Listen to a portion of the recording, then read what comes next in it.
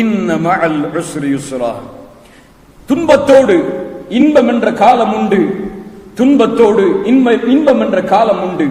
இப்னு Abbas ரலியல்லாஹு அன்ஹு அவர்கள் சொன்னார்கள், அல்ஹம்துலில்லாஹ், அல்லாஹ் ரப்புல் ஆலமீன் இன்பத்திற்கு பிறகு துன்பம் என்று அல்லாஹ் சொல்லவில்லை, இன்பத்தோடே துன்பம் என்று அல்லாஹ் கூறுகிறான் என்று இப்னு அப்பாஸ் ரலியல்லாஹு அன்ஹு அவர்கள் விளக்கம் சொன்னார்கள். கண்ணியத்துக்குரியவர்களே, ஆம், இந்த உலக வாழ்க்கை நபி யூசுஃபுக்கு கொடுக்கப்பட்ட கண்ணியமும் சோதனைதான்.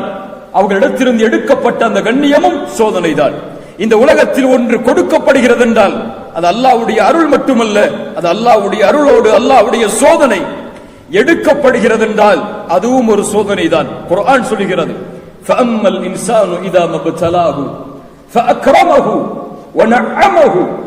அல்லாஹ் எப்படி சொல்கிறான் பாருங்கள். அல்லாஹ் ஒரு மனிதனை சோதிக்க நாடுகிறான். எப்படி?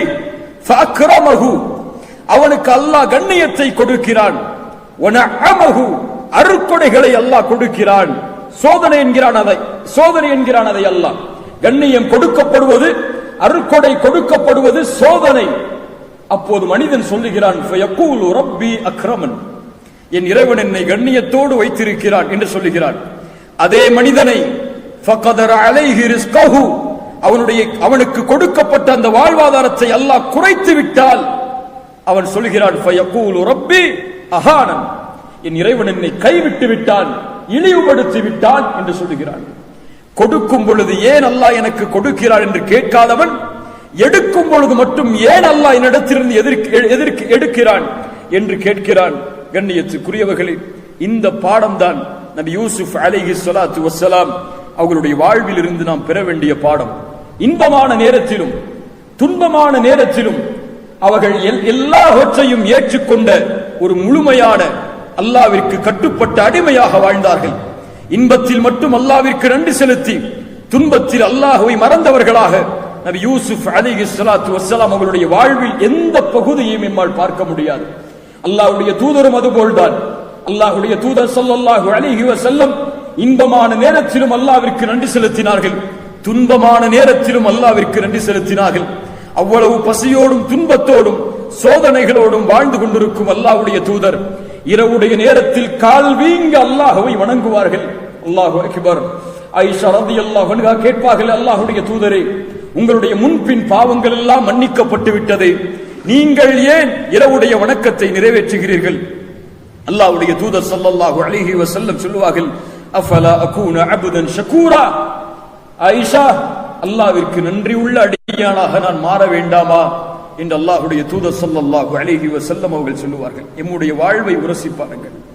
அல்லாஹ்விற்கு அல்லாஹ் கொடுக்கின்ற இந்த நேரங்களில் நன்றி உள்ளவர்களாக நாம் வாழ்கிறோமா? அல்லாஹ்விற்கு நன்றி செலுத்தக்கூடிய முறையில் அல்லாஹ்வுடைய தூதர் கூறிய மிக முக்கியமான முறை அஸ்ஸலா, தொழுகை. தொழுகையில் என் வாலிபர்களே, ஆண்களே, பெண்களே, உங்களுடைய நிலைமை என்ன என்பதை கொஞ்சம் யோசித்து பாருங்கள். அல்லாஹ்வுடைய தூதர் ஸல்லல்லாஹு அலைஹி வஸல்லம் இந்த பூமியை விட்டு பிரியும் பொழுது எமக்கு கூறிய அறிவுரை என்ன தெரியுமா? ரசூலுல்லாஹ் இந்த பூமியை விட்டு இந்த உம்மத்திற்கு கடைசியாக பிரியும் பொழுது சொன்ன அறிவுரை என்ன தெரியுமா? அஸ்ஸலாஹ், அஸ்ஸலாஹ், தொழுகை, தொழுகை. அதன் காரணமாகத்தான் அல்லாஹ்வுடைய தூதர் மரணமாக கூடிய தருவாயில் கூட 2 நபித்தோழர்களை அழைத்து பள்ளியில் அதான் சொல்லப்பட்டு விட்டதா என்று மயக்கமானதற்கு பிறகும் கேட்டு கேட்டு 2 சஹாபாக்களுடைய தோல் புஜத்திலும் தன்னுடைய 2 கரங்களையும் போட்டு பூமியில் பாதங்களை தரதரவன இழுத்தவர்களாக அந்த நேரத்திலும் அல்லாஹ்வுடைய தூதர் ஸல்லல்லாஹு அலைஹி வஸல்லம் தொழுகையை நிறைவேற்றினார்கள். அல்லாஹ்விற்கு நன்றி உள்ளவர்களாக மாறுங்கள். அல்லாஹ் கொடுத்திருக்கக்கூடிய அருட்கொடைகள் ஏராளம். எம்முடைய வாழ்வில் ஒரு முறை கூட பசியை நாம் உணர்ந்திருக்க மாட்டோம். எம்முடைய வாழ்வில் எம்முடைய பெற்றோர்களும் உறவினர்களும் எம்முடைய நண்பர்களும் எம்மை சூழ வாழ்கிறார்கள். எந்த சோதனைகளும் இல்லாமல் இந்த பூமியில் வாழ்கிறோம். அந்த நேரத்திலும் அல்லாஹ்விற்கு மாறு செய்கிறோம் என்றால் அல்லாஹ் ரப்புல் ஆலமீன் எம்மை பாதுகாப்பானாக. சூரா யூசுப் தரும் 2வது படிப்பினை மிக முக்கியமான படிப்பினை. சந்தையில் விற்கப்பட்ட நபி யூசுப் அல்லாஹ்வின் நாட்டத்தால் அந்த நாட்டை ஆளக்கூடிய மன்னரின் அரசவையில் ஒரு அமைச்சரின் வீட்டிற்கு வேலையாளாக கொண்டு செல்லப்படுகிறார். அந்த அமைச்சர் தன்னுடைய மனைவிக்கு சொல்லுகிறார், இவர்களை நாம் மகனாக அல்லது வேலையாளாக நாம் அமர்த்திக் கொள்வோம் என்று. ஆனால் அந்த அதிபரின் மனைவியோ நபி யூசுப் அலைஹிஸ்ஸலாத்து வஸ்ஸலாம் அவர்களுடைய அழகில் மயங்கி விடுகிறார்கள். நபி யூசுப் தனிமையில் இருக்கக்கூடிய அந்த நேரத்தை பயன்படுத்தி தன்னோடு தவறான தொடர்புக்கு வா என்று அழைக்கிறாள். ஒரு ஹராமிற்கான அழைப்பு வருகிறது, அல்லாஹ்வுடைய சட்டத்திற்கான மாற்றத்திற்கான அழைப்பு வருகிறது.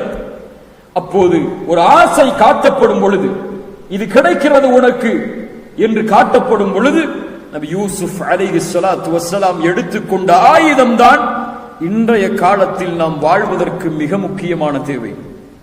அந்த பெண் அழைக்கிறாள், யாரும் இல்லை அந்த அறையில், தனிமையின் அறை, ஒரு அமைச்சரின் மனைவி, அழகுள்ள மனைவி. அழைக்கும் பொழுது நபி யூசுப் மிக அழகானவர்.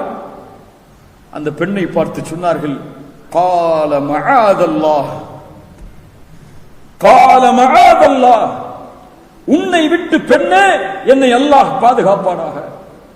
அல்லாஹ் அக்பர். உன்னை விட்டு அல்லாஹ் என்னை பாதுகாப்பானாக. இந்த பயம் எம்முடைய வாழ்வில் இப்போது உண்டா? கை வைத்து கேளுங்கள். ஒரு ஹராமிற்கான அழைப்பு வரும் பொழுது, ஒரு ஹராமை அல்லாஹ் தடுத்ததை நாம் செய்து கொண்டிருக்கும் பொழுது, அல்லாஹ் என்னை பார்க்கிறான் என்ற பயம் எம்முடைய உள்ளத்தில் உண்டா? ஒரு ஃபேஸ்புக்கிலோ ஒரு வாட்ஸ்அப்பிலோ அல்லது காலேஜ் படிக்கக்கூடிய நேரத்திலோ அல்லாஹ் தடுத்த ஹராமான முறையில் ஒரு ஆணும் ஒரு பெண்ணும் பழகுகிறார்கள். கொஞ்சம் கேட்கிறேன், அதே பழக்கத்தை அவர்களுடைய தந்தை இருந்தால் செய்வார்களா? அவர்களுடைய தாய் இருந்தால் செய்வார்களா? அவர்களுடைய ஆசிரியர் இருந்தால் செய்வார்களா? இன்னும் பல வாலிபர்களை அல்லாஹ் ரப்புல் ஆலமீன் பாதுகாப்பானாக. தனிமை என்று வந்துவிட்டால், யாரும் பார்க்கவில்லை என்ற ஒரு நிலை வந்துவிட்டால், தவறான காட்சிகளையும் சினிமாக்களையும் அசிங்கமான செயல்களையும் செய்யக்கூடியவர்களாகத்தான் நம்முடைய சமூகத்தில் சில வாலிபர்களும் வாழ்ந்து கொண்டிருக்கிறார்கள். இவர்கள் தந்தை இருந்தால் செய்வார்களா? தாய் இருந்தால் செய்வார்களா? ஆனால் யாரும் பார்க்கவில்லை என்ற ஒரு சூழ்நிலை வந்தால் ஏன் அவர்கள் அதை செய்வதற்கு முற்படுகிறார்கள்? யாரும் அவர்களை பார்க்கவில்லையா? யார் அவர்களை பார்த்துக் கொண்டிருப்பது? யார் யார் யார் பார்க்கிறார்கள் தனிமையில்? யாருக்கு வெளிச்சமும் இருளும் ஒன்றோ? யாருக்கு கடுகும் மறையாதோ?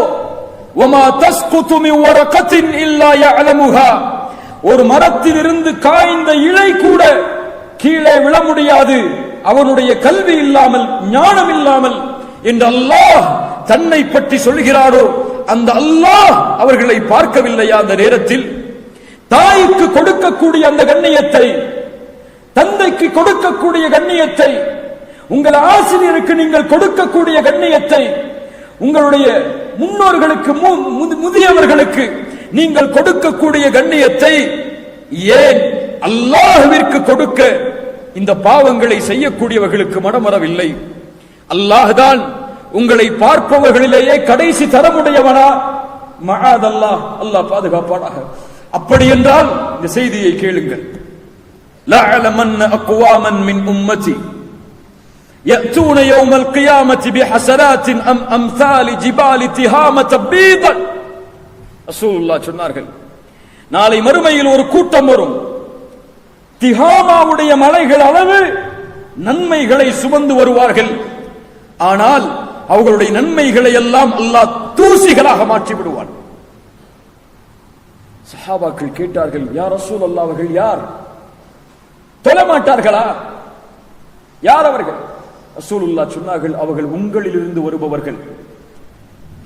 நீங்கள் இரவு வணக்கத்தை எடுத்துக் கொள்வதை போன்று அவர்களும் எடுத்துக் கொள்வார்கள். கியாமுல் லைலை தொழுவான். ஆனால் இவனுடைய நன்மைகள் எல்லாம் தூசிகளாக மாற்றப்படும். ஏன்? இதா ஹலவு பி மஹாரிமில்லாஹி இன்தஹூஹா, தனிமை என்று வந்தால், யாரும் தன்னை பார்க்கவில்லை என்ற நிலை வந்தால், அல்லாஹ் தடுத்த காரியங்களை சர்வ சாதாரணமாக அல்லாஹ்வுடைய வரம்புகளை உடைத்து விடுகிறான். அவன்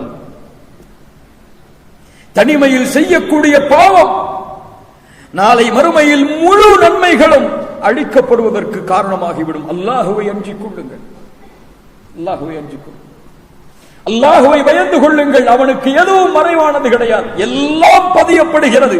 எல்லாம் எழுதப்படுகிறது. இந்த ஏடு நாளை மறுமையில் எம்முடைய கரத்தில் கொடுக்கப்பட்டே தீரும். அல்லாஹ் கூறியே தீருவான், இக்ரா கிதாபக் கஃபா பினஃப்ஸிகல் யௌம அலைக ஹஸீபா. உன்னை விசாரிப்பதற்கு நீ போதுமானவன், உன் புத்தகத்தை நீ படி என்று. அல்லாஹ் எம்மை பாதுகாப்பானாக. அல்லாஹ் எம்மை பார்க்கிறான். யாரும் எம்மை பார்க்கவில்லை என்றாலும், யாரும் எம்மை கண்காணிக்கவில்லை என்றாலும் அல்லாஹ் எம்மை கண்காணிக்கிறான். உமர் அவர்கள் ஒரு முறை இரவுடைய நேரத்தில் உலா வருகிறார்கள். அந்த வீதிகளில் ஒரு வீட்டில் ஒரு தாயும் மகளும் பேசிக் கொள்ளக்கூடிய சப்தம் கேட்கிறது. என் சகோதரிகளை செவிதாய்த்து கேளுங்கள். ஒரு பெண்ணுடைய இரையச்சத்தை பாருங்கள். தாயும் மகளும் பேசிக் கொள்கிறார்கள். தாய் சொன்னால், காலை விடிய போகிறது மகளே, பாலிலே தண்ணீரை கலந்து விடு என்று. மகள் சொன்னார்கள், தாயே, அமீருல் முஃமினீன் உமர் அவர்கள் இதை தடை செய்திருக்கிறார்களே.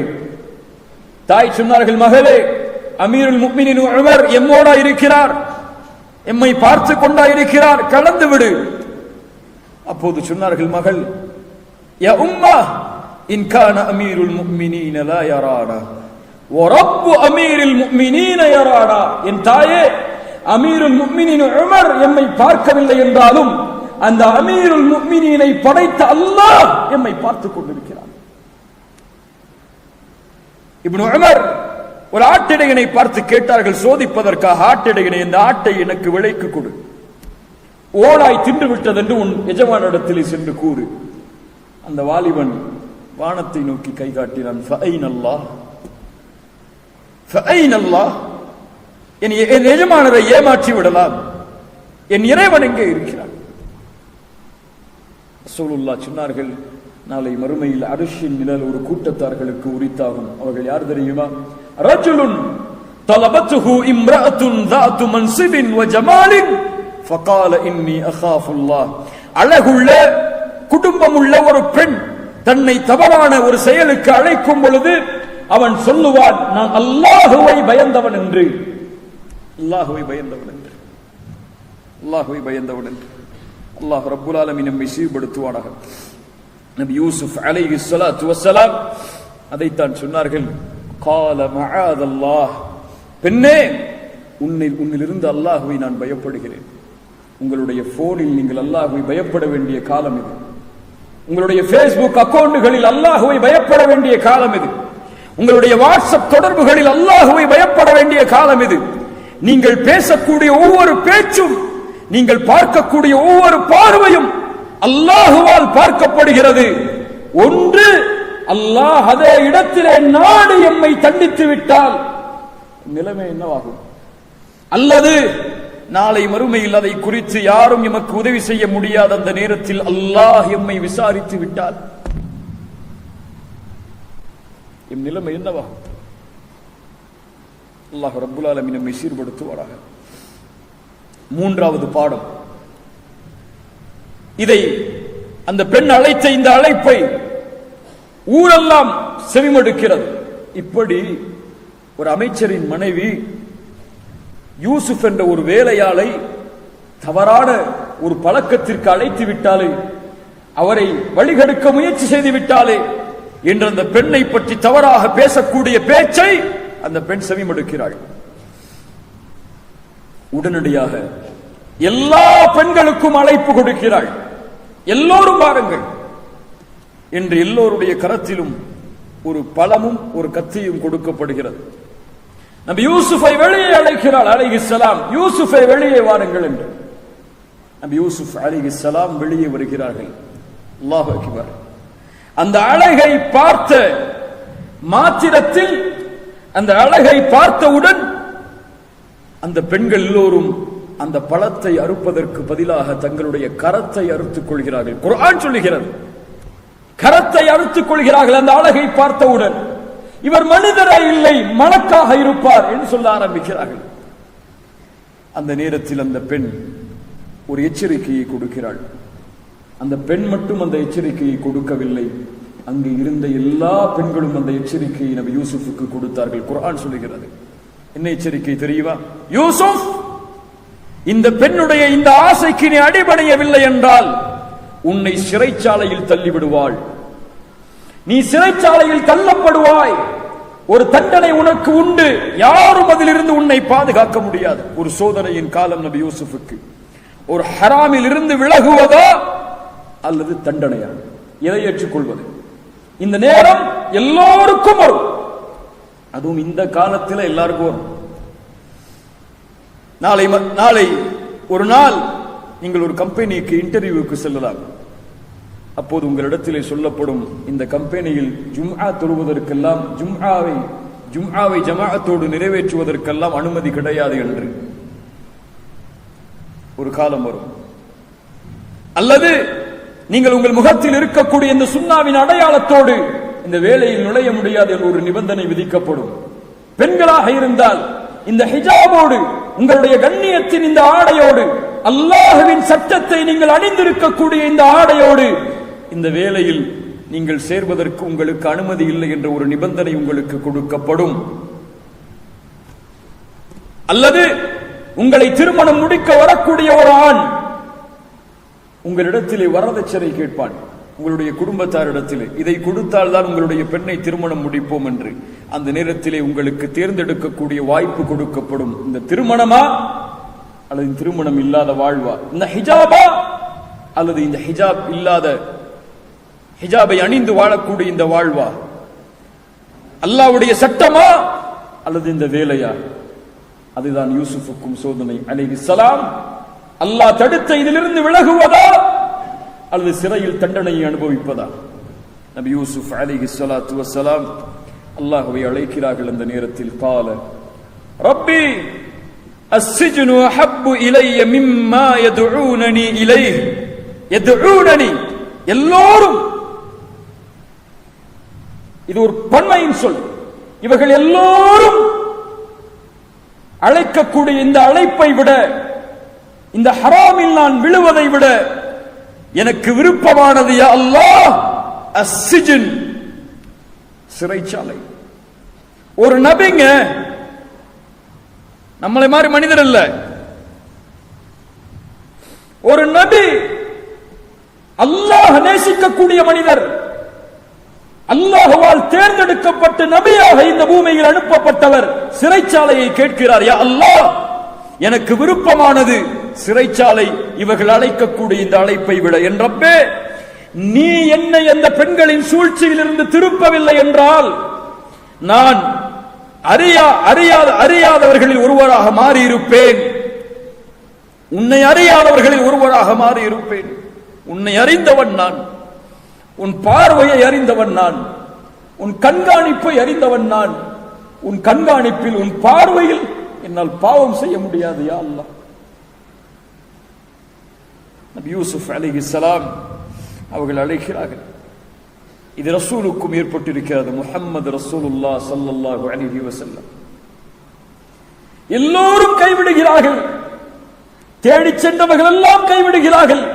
அப்போது அல்லாஹ்வுடைய தூதர் சொன்னார்கள், யா அல்லாஹ், யா அல்லாஹ், நீ என் மீது கோபப்படாதவரை எது நடந்தாலும் பரவாயில்லை யா அல்லாஹ். சுப்ஹானல்லாஹ். யா அல்லாஹ், உன் மீது, என் மீது உன் கோபம் இல்லை என்றால் ஃபலா உபாலி, எனக்கு எதை பற்றியும் கவலை இல்லையா அல்லாஹ், உன் பொருத்தம் போதுமானது. யார் என்னை ஏற்றுக்கொண்டாலும் ஏற்றுக்கொள்ளாவிட்டாலும். ரப்பி அஸ்ஸிஜ்னு அஹப்பு இலைய மிம்மா யதுஊனனி இலைஹி.